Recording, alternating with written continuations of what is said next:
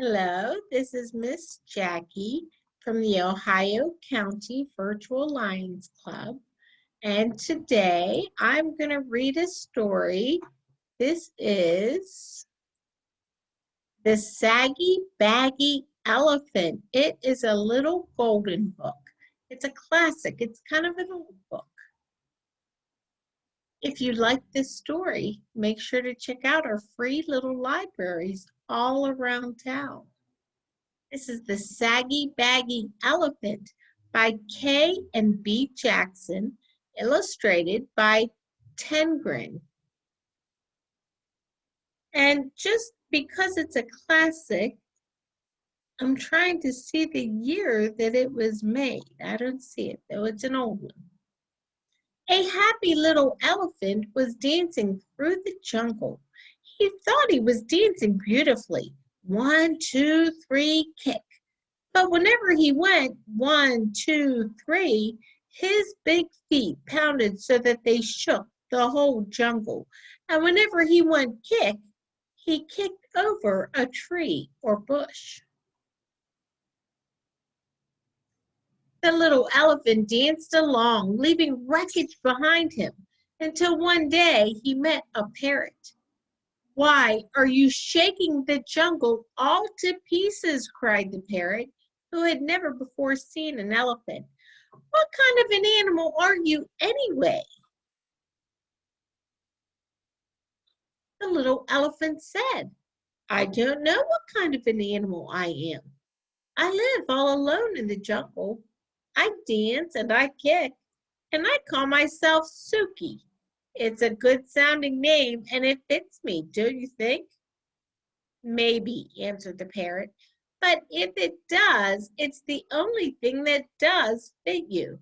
Your ears are too big for you, and your nose is way too big for you, and your skin is much, much too big for you. It's baggy and saggy. You should call yourself Saggy Baggy." Suki sighed. His pants did look pretty wrinkled. "I'd be glad to improve myself," he said, "but I don't know how to go about it. What shall I do?" "I can't tell you. I never saw anything like you in all my life," replied the parrot. The little elephant tried to smooth out his skin. He rubbed it with his trunk. That did no good. He pulled up his pant legs, but they fell right back into dozens of wrinkles. It was very disappointing, and the parrot's saucy laugh didn't help a bit. Just then a tiger came walking along. He was a beautiful, sleek tiger. His skin fit him like a glove. Suki rushed up to him and said, "Tiger, please tell me why your skin fits so well. The parrot says mine is all baggy and saggy.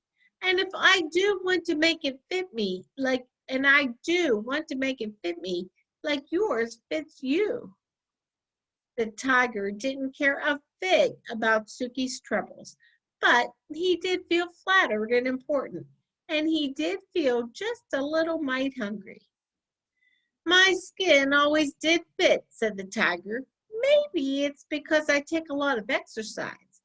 But," added the tiger, "if you don't care for exercise, I shall be delighted to nibble a few of those extra pounds of skin off for you." "Oh, no, thank you. No, thank you," cried Suki. "I love exercise. Just watch me." Suki ran until he was well beyond reach. Then he did somersaults and rolled on his back. He walked on his hind legs and he walked on his front legs. When Suki wandered down to the river to get a big drink of water, he met the parrot.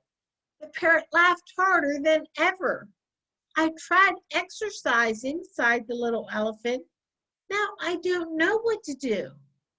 "Soak in the water the way the crocodile does," laughed the parrot. "Maybe your skin will shrink." So Suki tramped straight into the water.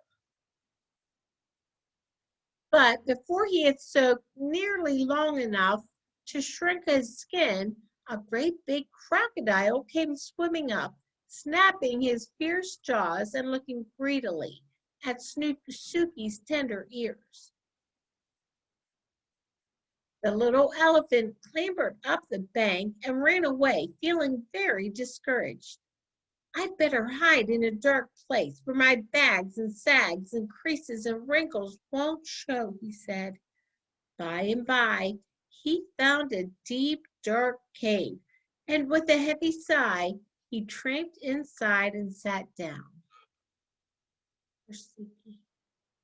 Suddenly, he heard a fierce growling and grumbling and snarling.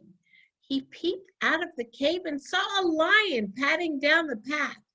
I'm hungry, roared the lion. I haven't had a thing to eat today. Not a thing except a thin, bony antelope and a puny monkey and a buffalo, but such a tough one, and 2 turtles, but you can't count turtles. There's nothing much to eat between those saucers they wear for clothes. I'm hungry. I could eat an elephant. And he began to pad straight away toward the dark cave where the little elephant was hidden.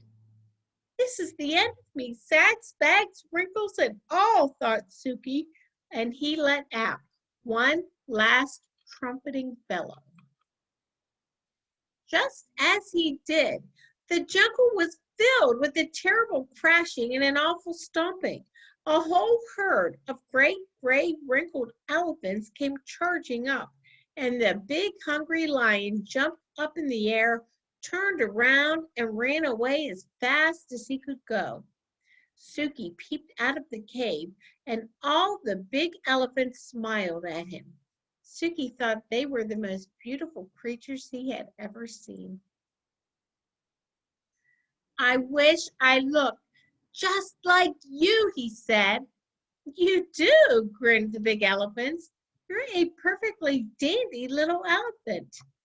And that made Suki so happy that he began to dance 1, 2, 3, kick through the jungle with all those big, gray, friendly elephants behind him.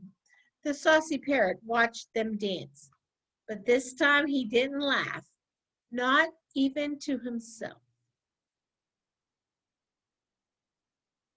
The end. He found who he belongs to. He was an elephant. He just didn't know it.